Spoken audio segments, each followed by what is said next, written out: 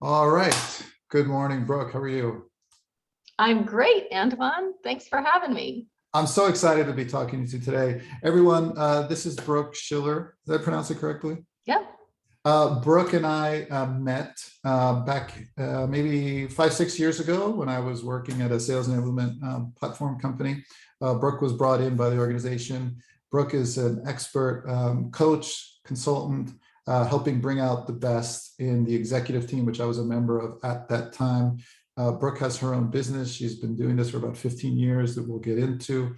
And it was a tremendously wonderful experience. And I've tracked Brooke's activity and posts on LinkedIn and all the wonderful things that she's been doing. So I decided to reach out to Brooke and talk about everything related to Brooke and her business, and most recently, something called The Ladder is Broken, Leading Without Limits. So let me just pause there real quick. Brooke, anything I didn't say about you that you want to mention? I think you really got most of it, Antoine. I am Brooke Schiller. I'm a keynote speaker, trainer, and coach. And I am really focusing in on the leadership development space. And I've got kind of an interesting take on leadership development and a model that I've created. So okay, awesome. Thanks for filling in the blanks. I'm super excited to talk to you about because leadership is something that I'm really, really passionate about.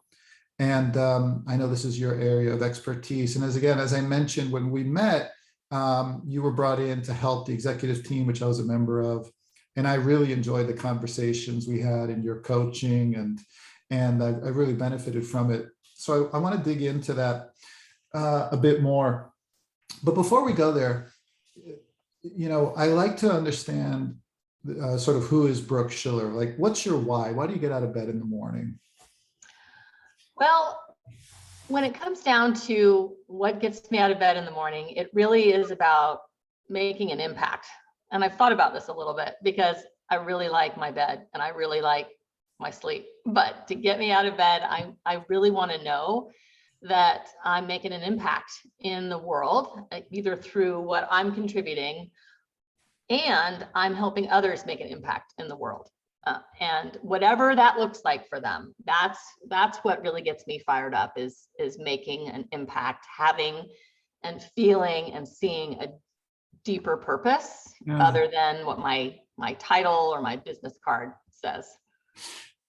And I imagine it's quite satisfying, right? When you know that you've helped someone improve themselves. Is that why, would you say, is that one of the main reasons why it's something you're so passionate about? Yeah, it's satisfying for me to, obviously I focus on helping others better themselves, but I'm doing the same work right alongside them. So it is satisfying to, have someone tell me or give me feedback on how I helped them have an impact or move forward or move the needle on something that they're working on.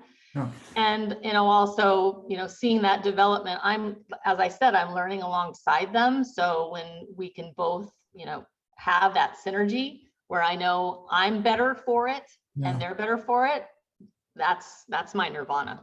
Yeah, no, me too. That resonates for me as well. And in fact, I was saying the same thing to my oldest son recently, who's about to turn 14. Ultimately, paychecks are nice, but it's not the reason why you should be getting out of bed. It's the outcome of you doing something that hopefully you're passionate about. And I'm getting ahead of myself because there's tons of stuff I want to sort of unpack there. But first, tell me a little bit more about, just your background and your upbringing. And the reason I asked that is because we know there's been countless studies done that show we are greatly influenced by our experiences in our early years, especially childhood. So just what you're willing to share, just out of curiosity, again, your upbringing, your background, and, just to help get a better sense of, who you are. Yeah, sure. So I was born and spent most of my young adult life in Southern California. I'm the oldest of two, and I have a brother who's just shy of 2 years younger than me.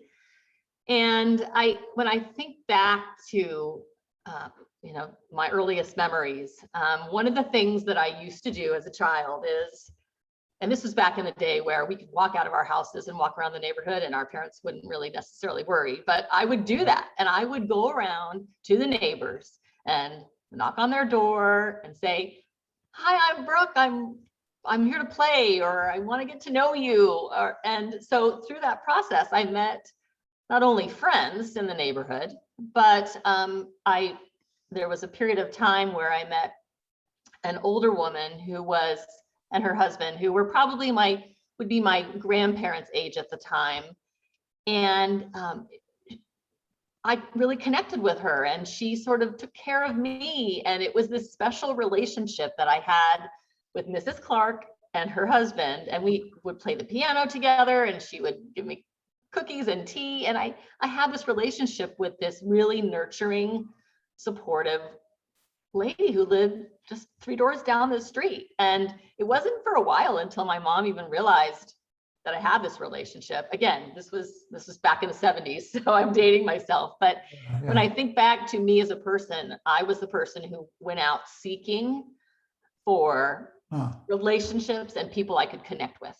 And I would find that. And it's kind of baked into who I am.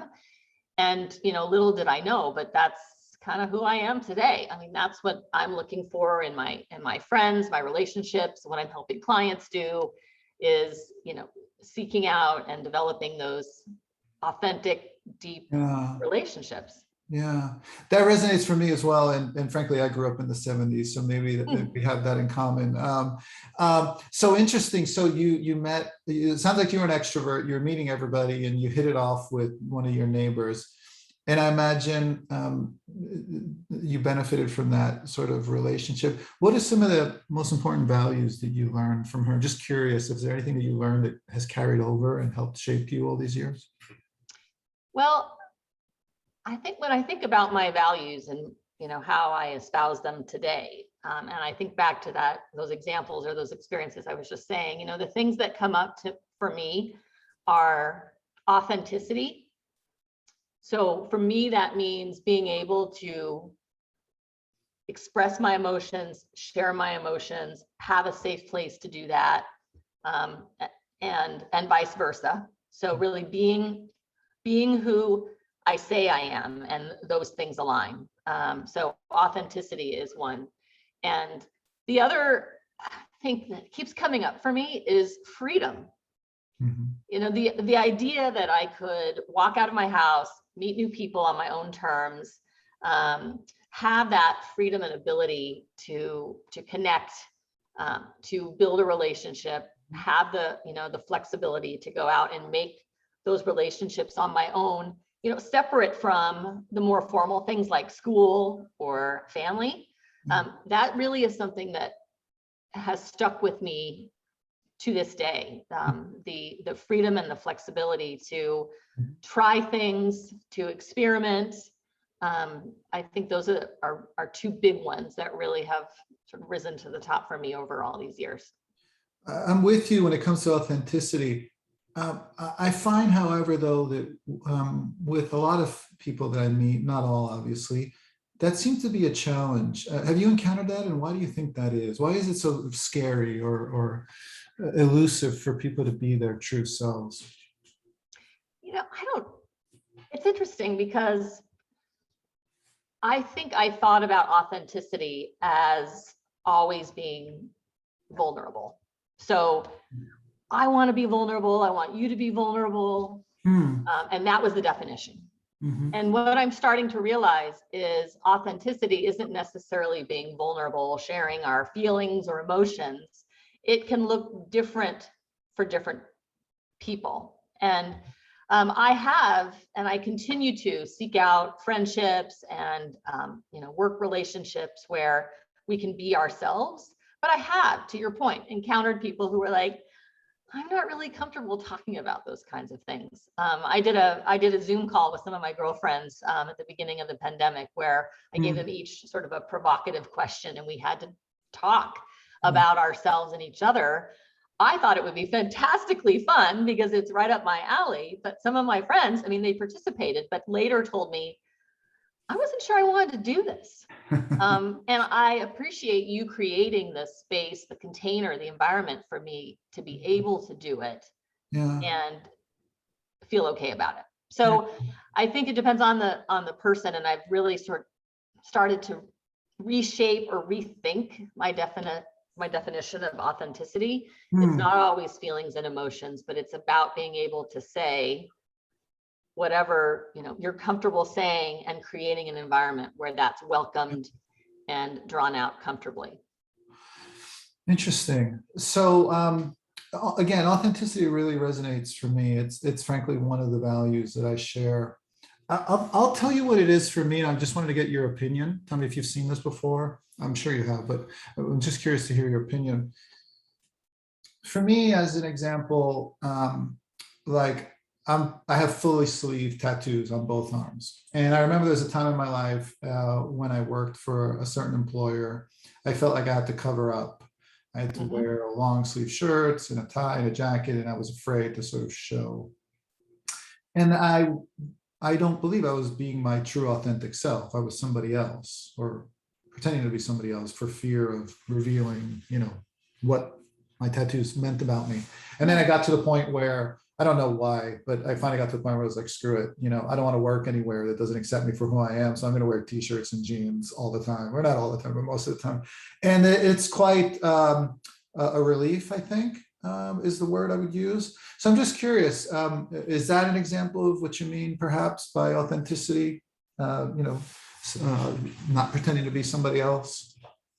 Yeah. And I think you were, it sounds to me like you were always in that authentic space. You took the risk, if you will. You made a big commitment to get those tattoos. So it was always within you. Yeah. But for whatever reason, and there's lots of reasons, and I've experienced this too in my life story, we know who we are, right? But for whatever reason, we have to cover it up, not show it. And it doesn't mean that we're not authentic. I think it means the environment we're in might not be the right environment. If the environment, the people around us aren't accepting us for who we are, then that's a flag. That's a real sign. And yes, as we get older, as we mature, we also get more bold, I think, too. And we realize, well, you know what? I'm too old for this. I want to be my authentic self. I think you were always authentic. It's just the timing had to be right. It's the convergence of external forces and stuff going on within you that created that moment where you could say, screw it, I'm going to be me. Yeah, and I think that's spot on. And then just connecting the dots from a leadership perspective, what I found was it's risky being sort of your true self, because and I think the age maturing has a lot to do with it, because who has the time to pretend to be somebody they're not? So again, just to be clear, for example, as a leader, there's only going to be one version of me. And I find there are some risks associated to that. Some people may not like, that sort of style. But what I have found is, by and large, most people are okay with you being your true self. And maybe that means sometimes you're going to be emotional, sympathetic, empathetic, you might even cry. And I've done that in front of, and again, I have found in my experience, some employees see that sort of as a sign of weakness. They want like a strong leader. Their perception of strong, doesn't include tears.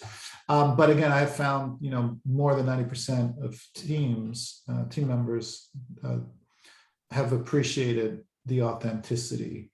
Your thoughts on that? Agree, disagree? Yeah, well, and I think there's a couple things I want to touch on. One is vulnerability or authenticity can be empathy, sympathy, tears, whatever that looks like.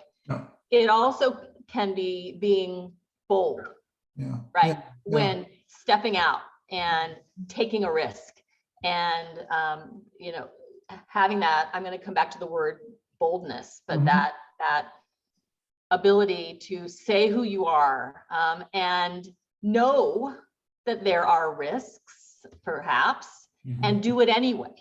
Now, are you going to burn everything down? No, but I think it's baby steps. It's, realizing that I can be empathetic, I can be bold, I can be straightforward, forthright, all of those things, and it's going to be okay, right? And every little step along the way, I'm learning more about my leadership, how I show up as a leader. And the second thing I wanted to say there that prompted for me is I am at this stage now, and I think I talked a little bit about this innovative way of thinking about leadership. I no longer think about leadership as a level or a title.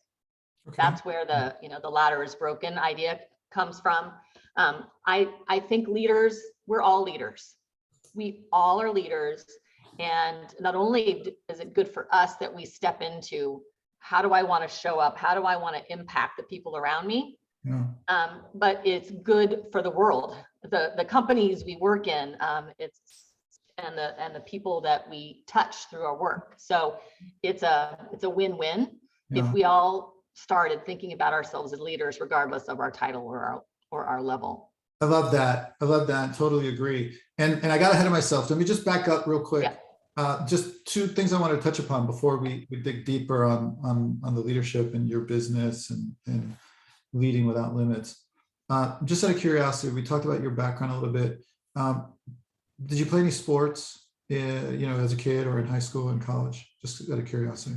Well, some people don't necessarily call this a sport, but I was a dancer. So I was not a athlete per se, but I think ballerinas are athletes. So yes. I was a dancer all through high school and college, a ballerina and a jazz dancer. So that was my sport, if you will. I consider that definitely a sport. That is quite rigorous training, and definitely requires a certain level of mental and physical fitness. So 100%. And the reason I always like to ask that question is because I'm just curious. I've observed, mostly in team sports anyway, some parallels between sports, teams, organizations, and again, in the working environment, professional organizations, structured. Have you seen that at all? And if so, can you comment on that, your perception? Yeah, well, I'm sure you've heard of the Ted Lasso effect, right? No, tell me. I've never watched the show. I've heard of it. I've heard a lot about it. Tell me. Well, so yes, now I'm a fan, and now I'm all caught up. But the reason why I brought it up is because Ted Lasso is this coach that really doesn't know anything about the sport per se, literally that he's coaching, but he's that empathetic leader who really brings in leadership to helping the team come together.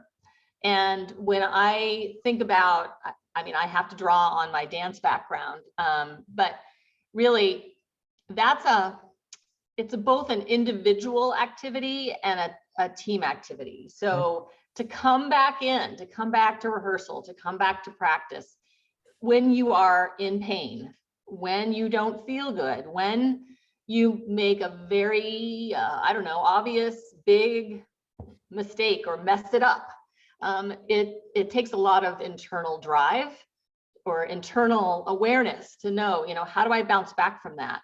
And so the reason why I thought of Ted Lasso is because that, for me, that's been my experience. Like the athletes, the dancers have this internal focus and this internal awareness that is brought together from someone who is able to call out the mistakes when they're made in a way that wants you to be better, that helps you become better, stronger, more, passionate about what you're doing. It's not the coach or the trainer or the instructor that beats you down, right? Because we already know that.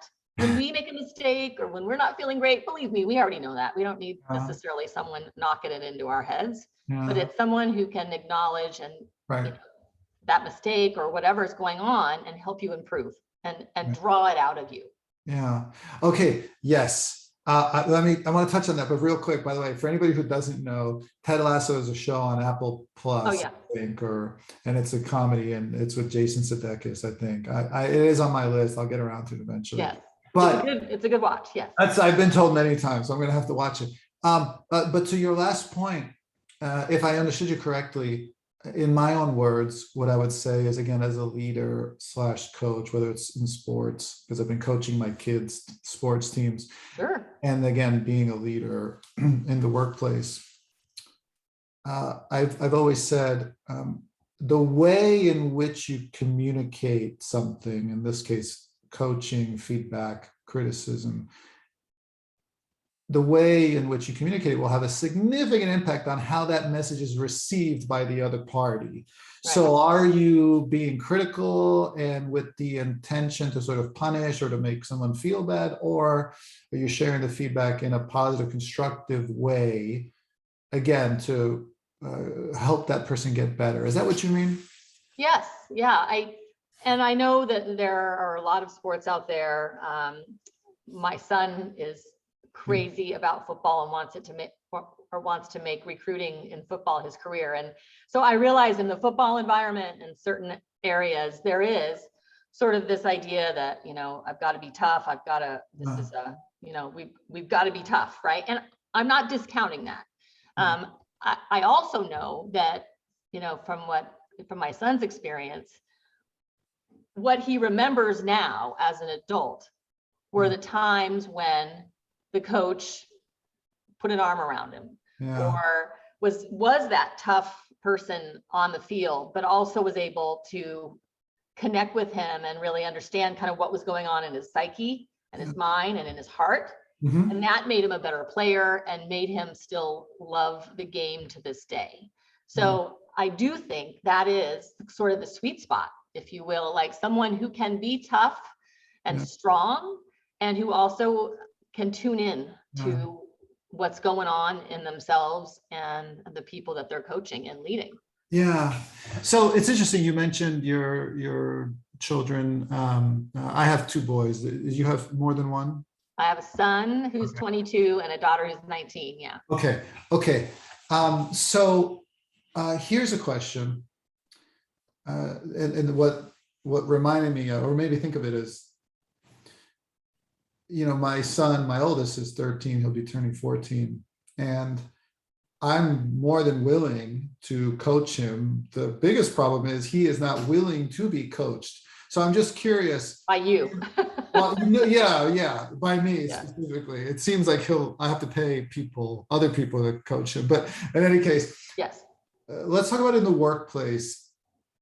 All right. Have you ever had to coach someone who wasn't, one, willing to admit that they needed to get better, and therefore weren't willing to listen?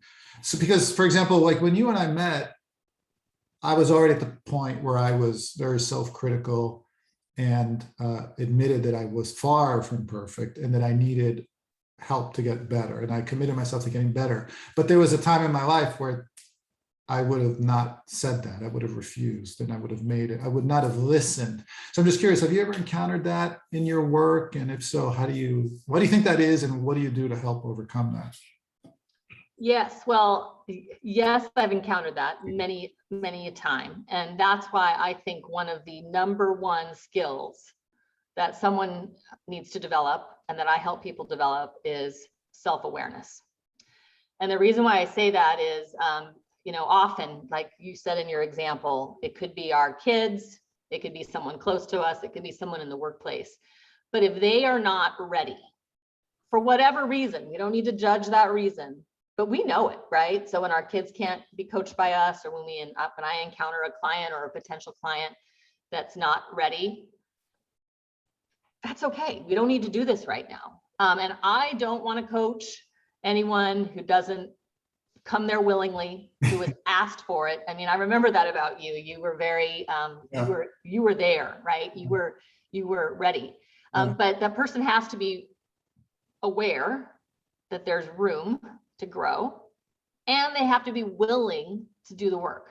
So I think it's awareness and willingness. Yeah. And I'm I'm right for a lot of people, but if those things aren't there, or the awareness that I've got room to grow isn't there, then let's circle back on this at another time. I'm not a believer at all in force fitting. And so that's why I really kind of got into, I've always done training and development, like in the front of the room, facilitator. But as you know, a lot of times people are in that room when I ask them, why are you here? What do you want to get out of today? Well, I'm here because my manager told me to be. So that's why I kind of got into coaching and keynote speaking, because when I'm doing a keynote in front of a large group, there's going to be someone, I may not know that person in the moment, but they're going to have that aha, and they're going to say, yes, I want to take action. Yeah. Or when I'm coaching one-on-one, that happens. I've had people ask me, we think so-and-so needs coaching. I'm like, well, let's talk to so-and-so, right? Yeah. Because I don't coach perceived performance issues, or when someone else brings someone to me and says, this person has things to work on, they have to want it. Got it. Yeah, because otherwise it's really an uphill battle. Yeah. Just curious, in the way I've approached this in the past, again, not just with my son, but with people in the workplaces, in the cases where maybe they're not open. And I agree with you. Yes, you can't force them. You kind of just leave it open to revisit in the future. I do try to leave it, though, as a question for something for them to think about. And I usually frame it around something like, just think about the possibility that you could be better, even better than you currently are, with some coaching or feedback, whatever. Yeah. Do you think that's a good sort of strategy, perhaps, to at least give somebody hopefully something to think about, where they might get to a place eventually where they're open to a discussion, a deeper discussion?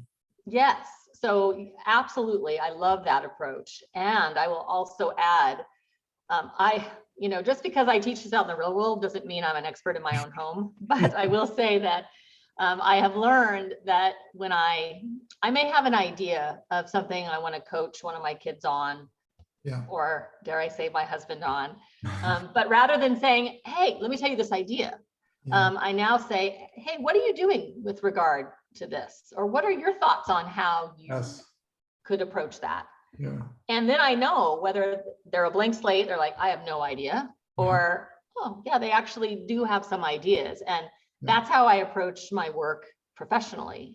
What have you tried? What are you currently doing? What's working, what's not? And get them talking, because often, well, think about it. Would you want someone telling you what to do all the time? And I know as parents, we've got experience that we're so wise, but it's a lot different to be told what to do than to have that drawn out of you. Yes. Now, let me ask you one more question. I'm going to share with you an observation I have, and tell me if you agree or disagree. And the theme of, sports coaching, it's related to that. Yeah. Here's my perception, at least from my experience. Most managers / leaders could use some help in getting better, whether they realize it or not. And here's my theory. My theory is that, why do we have so many people that are in leadership / management positions? And I define them differently, but for the sake of this question, it is because we grow up both at home and in school and in sports with bad examples, and we don't know any different. So when we finally get to a place where we are given the opportunity to lead or manage, we draw from those negative experiences. So let me be specific, so you know what I'm talking about. So I remember getting yelled at a lot at home. I remember getting yelled at a lot at team sports. And, I remember getting yelled at a lot by teachers. Now, I probably deserved it in almost every case. But my point is, when I finally got to a point where I was put in a management or lead position, I had no other experiences to draw from. I thought that was the way. Obviously, I don't think that anymore. Yeah. it took me a while to figure that out, but I did, thankfully. Nonetheless, do you agree or disagree with that notion that the reason why there's so many, I'm just going to say, leaders again, they could do better is because we're drawing upon experiences by other bad leaders. Yeah, yeah, and I think we are uncovering a systemic problem here when that you are leading into that. Yeah. To be a manager, to be a leader, I need to manage people. Like the only way for me to get promoted and to grow is to move up that right track or that ladder that someone else laid out for me that says this is the only way. And right now I see that everywhere, almost everywhere I work, is up is the only way, and the only way to get to whatever destination you're looking for is this, in most cases, people manager track. Right. And there are a lot of innovative companies out there that have a technical track or who respect and value individual contributors. I just think we need more of them, because to your point, if that's the only way I can get to my destination, then I'm going to have to power through it. Right. And if I don't, just think about it, right? If I don't want to be there, I don't want to manage people, I'm a little disgruntled about why I have to do this. Am I self-aware? No. Am I willing? No. And then all I have to draw on is those are those examples, right? Those previous people who have been stuck in the same thing that I now find myself stuck in. Right. Okay, we're almost there. I'm getting closer. I'm leading up to the ladder's broken. I keep talking about it. I know, and I keep sneaking it in. Sorry, but I can't. No, I'm glad that you do, because I knew that there's just natural sort of topics and questions that play in very well to what I know already, but certainly not everything I know about leading without limits. We're going to talk about. Would you agree that, if I understood you correctly, I've said this once before, and maybe in a different way, not all leaders are managers. Not all managers are leaders. Yes. Is that a little bit about what you mean when you talk about leading without limits? Well, you don't yes, necessarily and I'll say yes, and. So first of all, management and leadership are two different things. Yeah. Management, just to give a brief overview, management is managing. Think about the root word, right? So it's the more tactical, making sure things are getting done, managing the day in and day out. Leadership is where we are bringing in visioning skills. We are inspiring and motivating. We're engaging in dialogue. So one is based in the word manage and one is lead. So I can be a people manager, and there are some people, a lot of people who are great at it, cut out to be, and they are the people. I mean, you brought up an example of bad managers, but I think we can also think about wonderful leaders that we had and managers in the past. So they're meant to be there, right? So I can be a manager and I can lead, and I can be a leader, but I don't have to be a manager. So they're different things. Yes. In some cases they can go together, but they don't have to. I would say that there are management roles, but I'm going to just go out on a limb and say very few that I would say are solely management without leadership. Right. I think that it's the leadership stuff that we remember. We're not going to remember, oh, they helped me turn my expense report in on time, but we're going to remember later in life how they made us feel, and that's leadership to me. Yes. I've got another one for you. Tell me if you agree or disagree with this. I don't believe organizations are doing enough to enable their employees, especially those that are put in, let's say, management positions. Okay, I'm not going to say leadership, I'm going to say management. And subsequently, again, assuming you agree with that, could this be potentially one of the reasons why maybe you decided to start your own thing and you became a consultant coach where you were doing this full time? And I know that, again, we're going to talk a little bit about Incite Partners, which has been your baby, I think, for the last 15 years or so. So would you agree that there's a lack of enablement training for leaders, managers within organizations? I think I'll tell you my story a little bit, and then I'll answer your question. So Okay.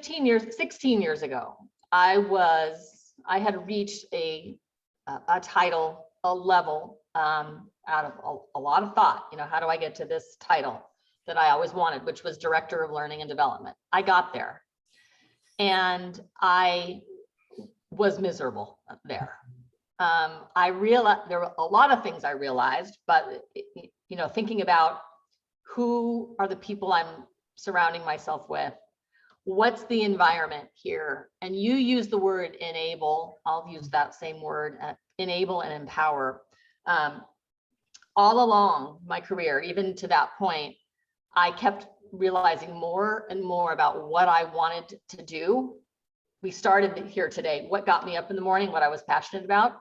And more as I went along, I realized the amount of time I spent doing those things that I was passionate about got smaller and smaller. And I had to do more of this other stuff, this management, whatever it was, and so there were a lot of factors that led me to kind of get to that, what I thought was the peak, the highlight of my career, only to realize it was not at all what I thought it was going to be. I wasn't happy in it. And I remember my husband even saying, do you even like what you do?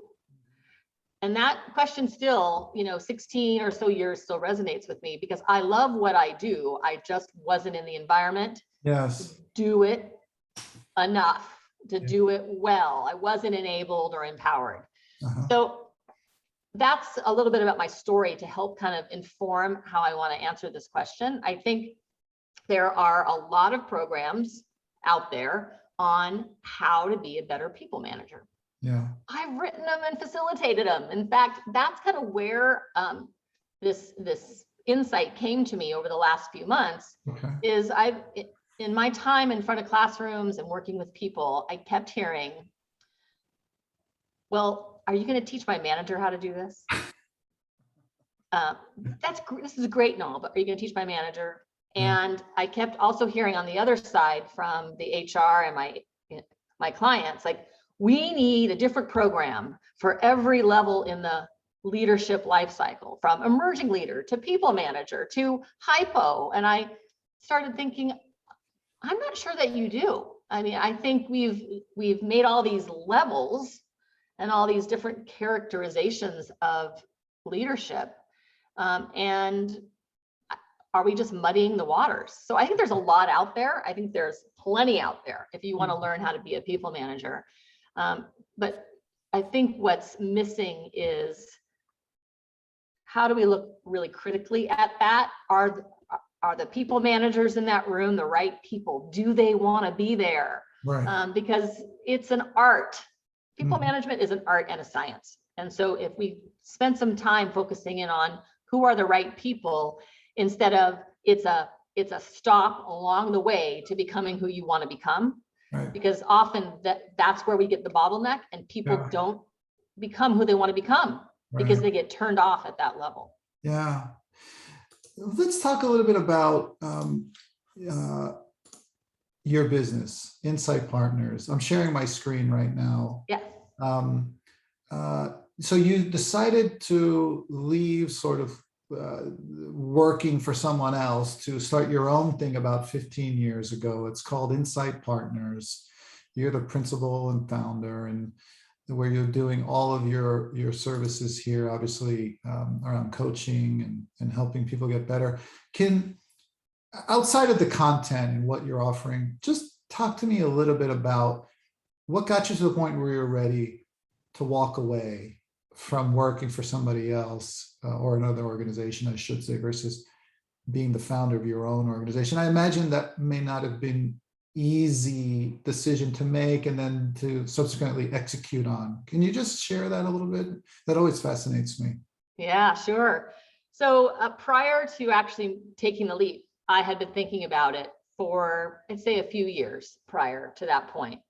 and dreaming about it, I will say. And unfortunately, it came to a head in this work situation. I would love to say that it was my choice, but I'm going to be vulnerable and honest with you and tell you I wasn't a fit there and I needed to take a different path.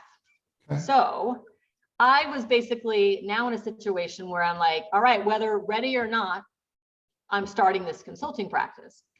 And when I think back on that, I ask myself repeatedly, and maybe some of the people watching this will feel the same, but why is it that we have to get to this horrible place, this stressful place, this pressure place, in order for us to have the light bulb moment to say something needs to give? There are cues and clues all along the way of this isn't the right place for me.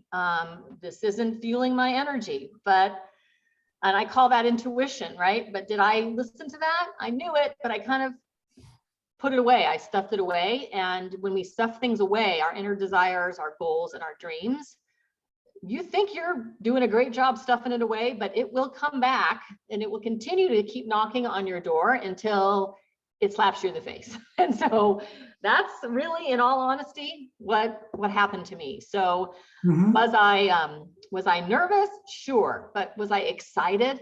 Yes. Was I excited to be out of what was not a great environment for me? Absolutely. And so, yes, it was stressful. You know, there's lots of things you have to factor in when you're making a decision like this. And I wish that I had done it before it blew up in my face, but now I have something to talk about. Indeed. And probably goes back to our initial topic of being authentic and being your true self. And you probably felt better about being able to be your true self, wouldn't you say? Yeah. I mean, I knew what I had to offer the world, and that I always knew that. And so in that environment that I was working in, I was only able to give a fraction of that authentic self. And so being released, releasing myself allowed me to go down that path of now I can focus in on doing what I'm meant to do all of the time. And it's been a journey, obviously. You know, when you first start out in a consulting practice or anything new, you've got to learn some things, but it's allowed me to really increase the amount of my unique skill set and do that every day, and not just as a fraction of my day.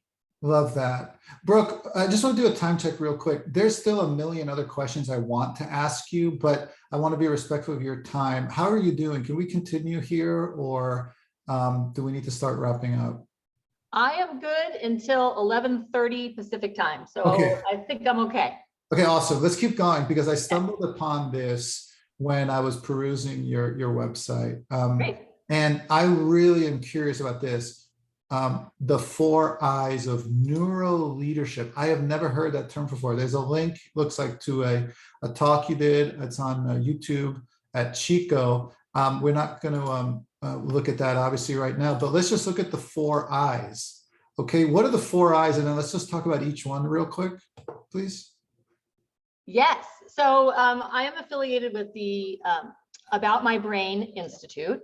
And it was really where I got a chance to explore neuro leadership. And about that time, I started my own consulting practice. But again and again, I started coming up against like who I was being out in the world and who I was feeling inside weren't always integrated and in sync. And that's where I discovered this model and really focusing in on the brain, body, integration. And when those are in sync, the benefit, the impact we make out in the world really starts to skyrocket. So things like imagination, intuition, inspiration, and integration. I think I already mentioned integration, but those kinds of things, like being able to imagine or reimagine your work, to tap into your intuition, that little voice telling you, pay attention, right? The ability to inspire others. are just some of the things that I started to really explore. And that's what that talk was about. And I went back to my alma mater, Chico State, to give a talk about that and really share how focusing in on my brain-body integration helped me be a better leader. And it is now one of the tools I use in my coaching practice. Okay, and tell me again one more time, the 4 I's are? Integration, inspiration, imagination, and intuition. Okay, I promise I'm gonna go watch that recording when we're done here so I can learn more about that, but that's very interesting. And for what it's worth, I have a similar sort of mind body you talked about. When I think about being at peak performance, not just for myself, but for the people on my teams, I think about doing the 3. For me, I've added one more. So mind, body, but I also say spirit. And when I say spirit, I don't mean religion. Sure. I mean, however you might personally, any one individual might personally define spirit to themselves. I just think it's a healthy balance of those 3 things. Again, for the sake of trying to be in peak performance, and again, being the best possible leader that you can be, and obviously being the best, you have to, in order to do that, you have to take care of yourself first, right? So let's talk a little bit about now. We've touched upon it throughout, obviously, but the ladder is broken. Lead without limits. Talk to me about what the ladder is broken means and how leading without limits is related to that. I think I know what it means, but I just want to hear it obviously from you, so I understand. Yeah. Well, I think it really connects back to the story I continue to tell with you today, that I think that too often people consider their career as a ladder, that up is the only way. The corporate ladder? The corporate ladder, yeah. That up is the only way. And to use the metaphor, to really maximize the metaphor, they're climbing a ladder that is up against the wrong structure, the wrong building. They're climbing someone else's ladder, which has been envisioned. It's served us, So one of the things I learned through my work with the About My Brain Institute is we've moved from the industrial age to the information age, and now we're in this place of imagination. And really, the corporate ladder is a structure that helped systematize how we work, right? So hierarchies, org charts, performance management, 9-box, all of those things that we know about on how we manage our workforce. And the ladder is one of those constructs. So what I started to realize, because like I said, I've done the management training. I have fed that machine of helping you be a better manager. And I think there's a place for it. But I started, when I thought about my own experience and how I had to step off that ladder, how I got to what I thought was the top. Yeah. That I put all my eggs into that basket, and then to get there and realize that not only was I miserable, but it wasn't what I thought it was going to be at all. And what I'm finding over the course of the last 18 months with the pandemic is you could spend all your time on that ladder only to have it go poof, and it disappears, right? So companies go away, new ones start, there's new technologies, there's new way of working. So you've invested all that time and energy to get to a title or a place on an org chart, only to be told for whatever reason, you're not there yet, you're not ready, or, oh, that job went away. And so then what do? Then you have to start all over. And I just think there's a better way. And that's where this notion of the ladder is broken, and leading without limits came into my mind. So I'll pause there. Okay. No, okay, that makes sense. Now I understand what you mean by the ladder is broken. So can you talk a little bit more now about, again, how do you get beyond that then? Again, in your case, it sounds like you decided to shift from working for someone else to doing your own thing, and that helped you align more with who your true self was. Can you talk a little bit more about maybe perhaps some other examples or techniques that you use for people to get there? Yeah, sure. So yeah, obviously I made a dramatic move, right? I decided to leave corporate America and go down the route of my consulting practice. I do not believe that everyone has to take such a radical, risky choice, right? I think really, well, I started to think about this metaphor and this idea. And also, I've been consulting 15 years, but I've been in the learning and development space. I've been in the classroom for over 25. And when I started thinking about my job as a facilitator is to take what's happening in the room and sink it, sink it into what are the key nuggets and learnings. And I started to develop a list of skills, what I call personal leadership skills that everyone needs, regardless. It has nothing to do with level or title or anything, but imagine a world, that's my movie trailer voice. Imagine a world where everyone was striving to not only learn, practice, and ultimately exhibit the same set of skills that come from in here. They don't require my manager to do anything for me other than be there and be supportive. They don't require that someone else has to do something for me to be able to exhibit these. And I came up with, ultimately I came up with a list of 7 skills. And this is after reviewing all my lists and also reading a lot of scholarly articles now that are out with the pandemic about what we learned. So there's a lot of research and data out there about what we learned with businesses during the pandemic, but there's not a lot out there that says, and here's a solution. So that's where I kind of stepped in and said, I think I'm onto something. So the skills, I can tell you what the skills are whenever you're ready, but I just started to construct a list and I came up with 7. Yeah, please go for it. Yeah, so they're not in any particular order, except the caveat is I start with self-awareness, which I think I've already told you. So I think really that is the starting place. We've got to figure out, understand who we are in here and how that impacts those around us. Resilience. So that's the next one I'm going to talk about, but being able to recover from challenges and to maneuver through change. Curiosity. I think this is a big one because I think as we become managers or whatever leadership means to you, we feel as if we have to have all the answers and be the, I hate this expression, smartest person in the room. Leaders are curious. They ask great questions to assimilate new learning and help others do the same.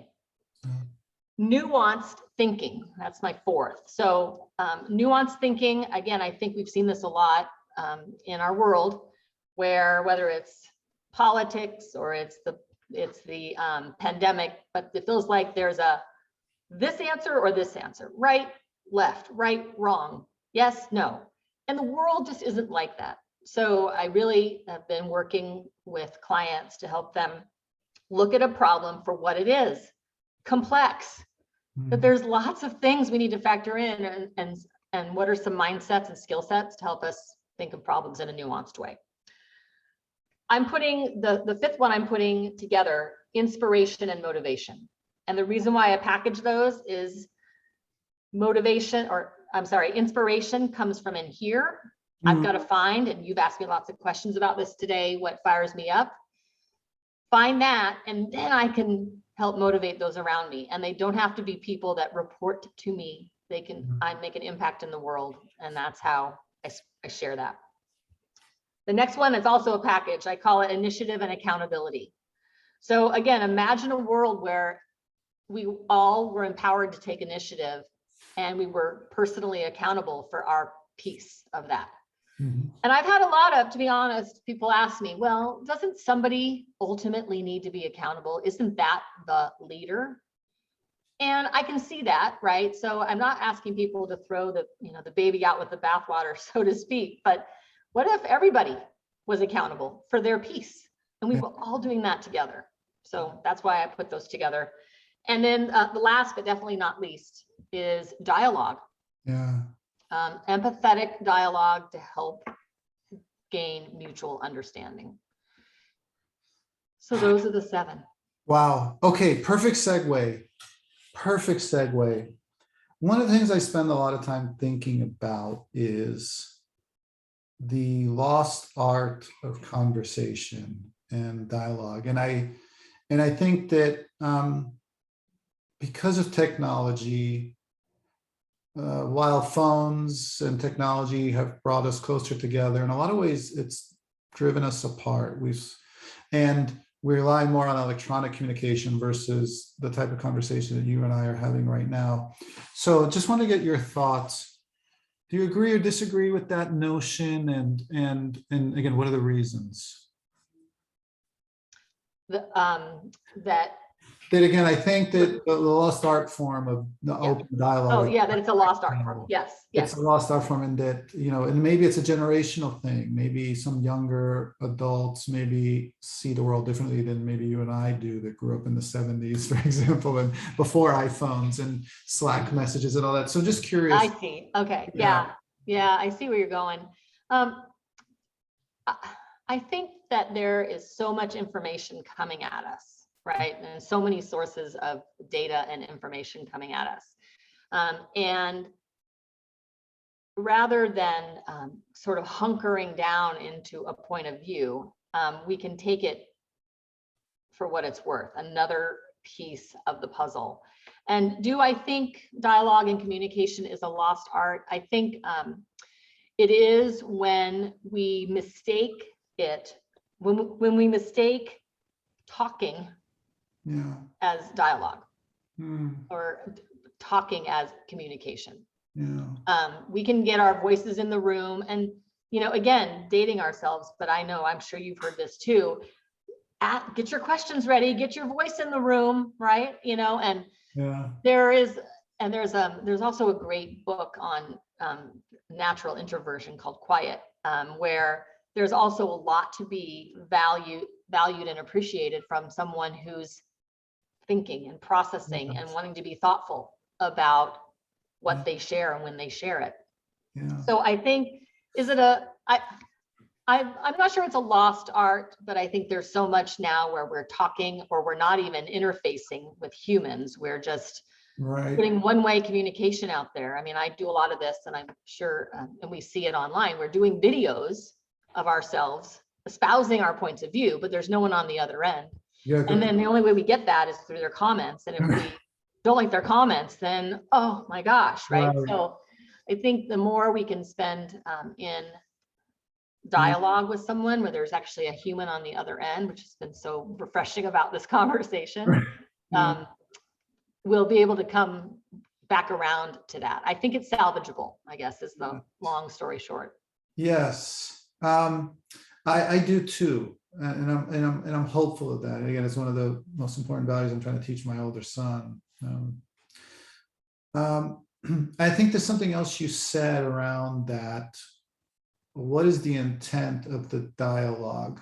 Am I coming to the conversation with open mind and ears and heart, or am I coming with all of those closed, trying to push my point of view, my agenda and whatnot? And I think that the more we can have of the former versus the latter will result in more meaningful relationships, more meaning conversations, and ultimately more meaningful, fulfilling lives, which again brings us all the way back to our original comments about authenticity. Wouldn't you say? Yeah. I mean, I don't want to be the smartest person in the room. I want to add value and help others connect the dots, and I think I love what you said about open mind and open heart and open ears. I mean, I think that's what we can recover. And you asked me a little bit about it. Do I think it's generational? I think that what we're seeing is that this younger generation actually really wants that too. So I hesitate to say things are generational, because I think we're seeing it come back around that yes, we have these influences in our lives, the social medias, the platforms, and all of those things.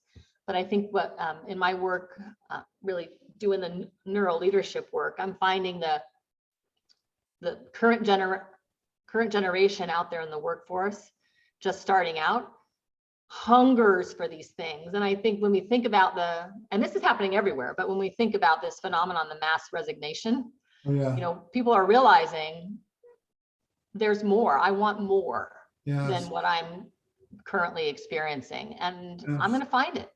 And I think that's a really interesting thing too. And people at all ages, levels, generations are doing that. Yes, we could probably spend hours just talking about that. I certainly have lots of thoughts that I would love to bounce off you. But again, I want to be respectful of your time. I'm really super grateful that you were willing to carve out some time in your busy schedule to chat with me. I've learned a tremendous amount from you throughout this conversation, not just about you and your business, but obviously about myself as well. So I just want to say thank you again, very, very much. I'll put in the links in the description below, links to your website, as well as your LinkedIn profile. If people want to learn more about you, they can reach out to you directly, either on LinkedIn or on your website. Any last thoughts or anything you want to share that you think might be important for me or anyone watching to know? Well, first of all, I just want to say thank you for the opportunity to talk about what I'm passionate about and make an impact in this relatively short period of time. Yeah. And I think, as we're closing this and, sort of parting words, I would really like everyone watching this to look inward, once they click stop or whatever, and look inward and really think about how they can step into their own leadership today. What they can do that only they can do, that will be their unique contribution to the world. And that if you're working from home, as most of us are, that might feel small, but it really is making a difference. It is like a drop in a body of water. It ripples out. So really looking inward, and what's one thing that each of us can do today that doesn't require any input from anybody else, that can make a positive impact on those around us and the world. So I'm going to do it. I appreciate it, Brooke. Thank you very much. Thank you. It's been a pleasure. Likewise. We'll talk again soon. Bye-bye. Okay, bye.